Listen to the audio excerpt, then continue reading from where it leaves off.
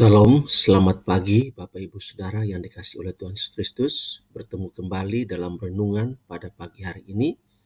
Harapan dan doa saya kiranya damai sejahtera dari Allah Bapa di sorga, kasih dan anugerah dari Tuhan Yesus Kristus, serta sukacita oleh Roh Kudus melimpah dalam hidup kita semua. Amin.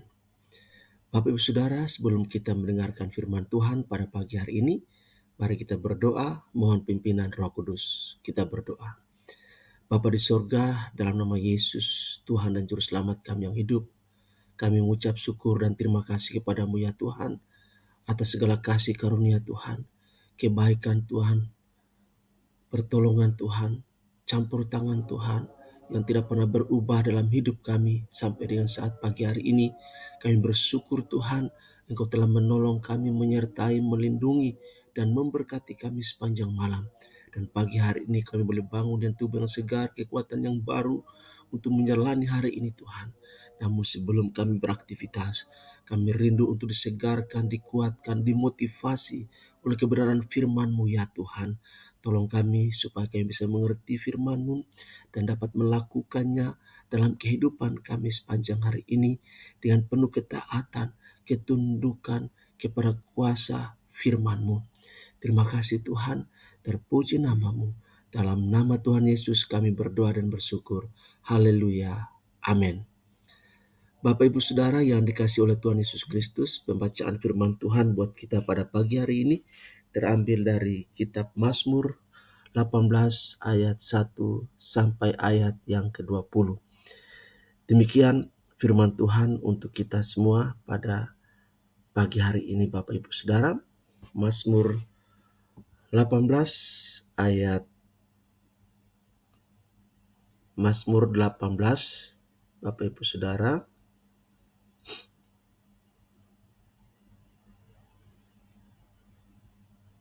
Mazmur 18 ayat 1 sampai ayat yang ke-20. Demikian firman Tuhan. Untuk pemimpin biduan dari hamba Tuhan yakni Daud, yang menyampaikan perkataan nyanyian ini kepada Tuhan pada waktu Tuhan telah melepaskan dia dari cengkeraman semua musuhnya dan dari tangan Saul. Ia berkata, "Aku mengasihi Engkau ya Tuhan kekuatanku. Ya Tuhan, bukit batuku, kubu pertahananku dan penyelamatku. Allahku, gunung batuku, tempat aku berlindung, perisaiku, tanduk keselamatanku, kota bentengku. Terpujilah Tuhan seruku, maka aku pun selamat daripada musuhku. Tali-tali maut telah meliliti aku, dan banjir-banjir jahanam telah menimpa aku. Tali-tali dunia orang mati telah membelit aku. Perangkap-perangkap maut terpasang di depanku. Ketika aku dalam kesesakan, aku berseru kepada Tuhan, kepada Allahku, aku berteriak minta tolong.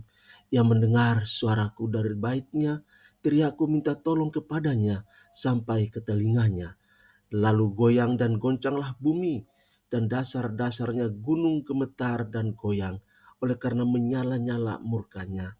Asap membubung dari hidungnya, api mencilat keluar dari mulutnya, bara menyala keluar daripadanya.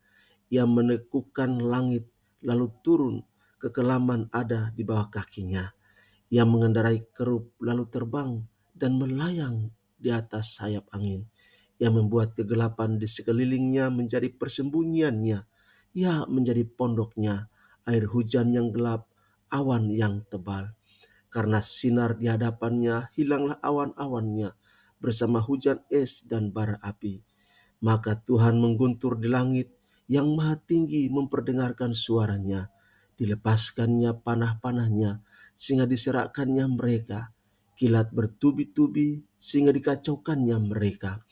Lalu kelihatanlah dasar-dasar lautan, dan tersingkaplah alas-alas dunia, karena hardikmu ya Tuhan, karena hembusan nafas dari hidungmu. Ia menjangkau dari tempat tinggi, mengambil aku, menarik aku dari banjir. Ia melepaskan aku dari musuhku yang gagah, dan dari orang-orang yang membenci aku, karena mereka terlalu kuat bagiku. Mereka menghadang aku pada hari sialku, tetapi Tuhan menjadi sandaran bagiku.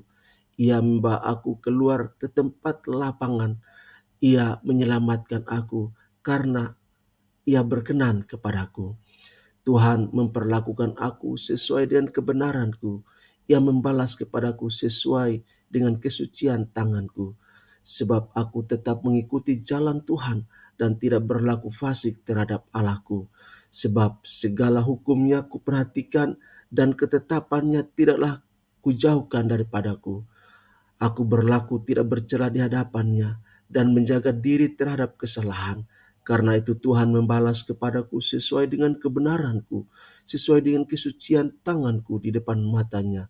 Terhadap orang yang setia engkau berlaku setia, terhadap orang yang tidak bercela engkau berlaku tidak bercela, terhadap orang yang suci engkau berlaku suci, terhadap orang yang bengkok engkau berlaku belat-belit.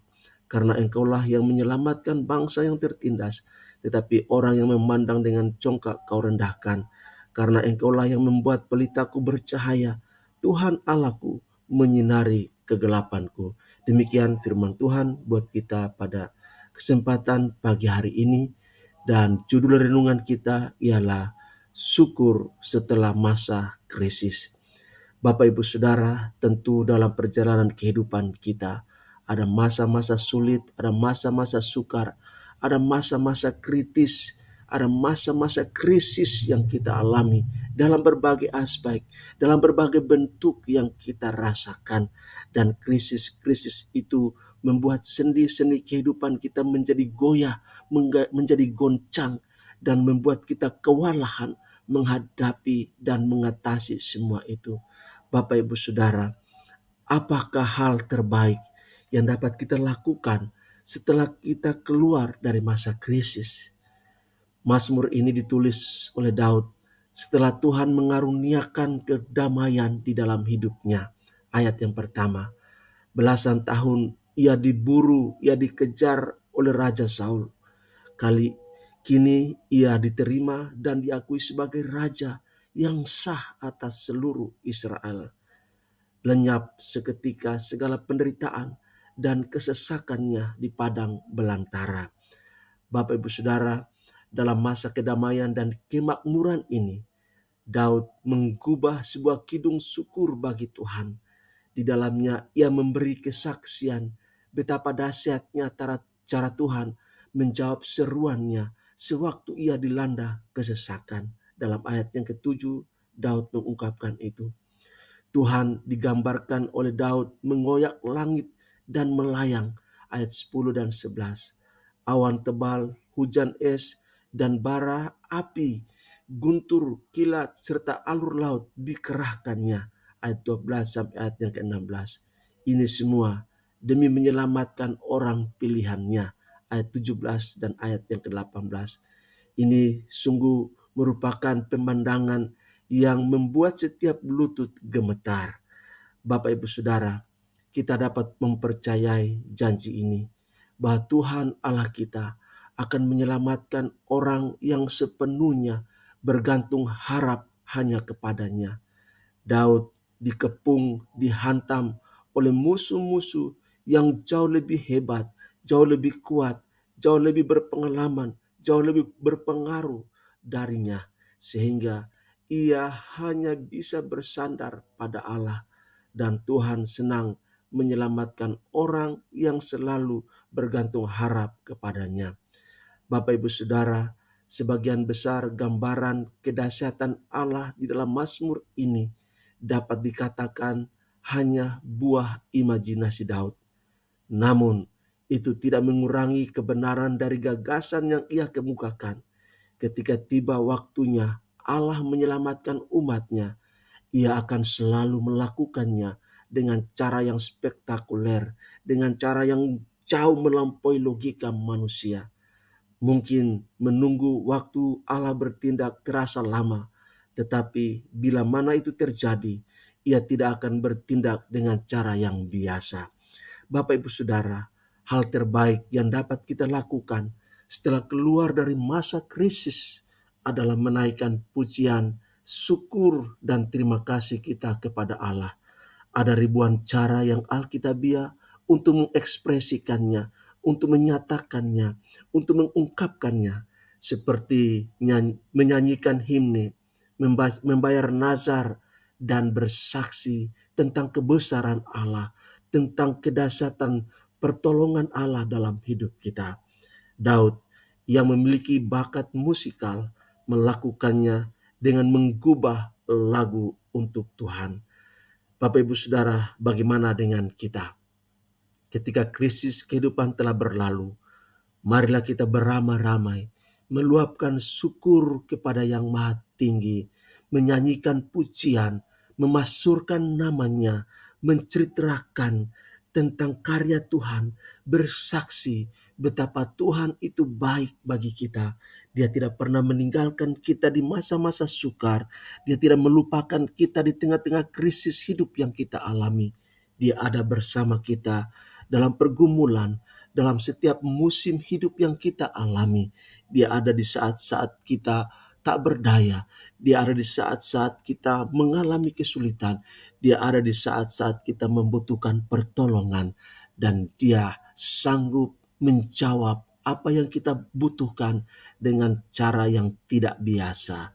Karena itu, apapun keadaanmu saat ini, tetaplah percaya, tetaplah berharap, nantikanlah Tuhan dengan sabar, karena pertolongan Tuhan selalu indah pada waktunya.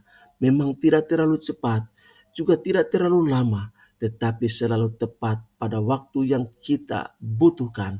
Kiranya Tuhan menolong kita untuk tetap setia di masa-masa sulit hidup kita. Tuhan Yesus memberkati dan shalom untuk kita semua. Amin.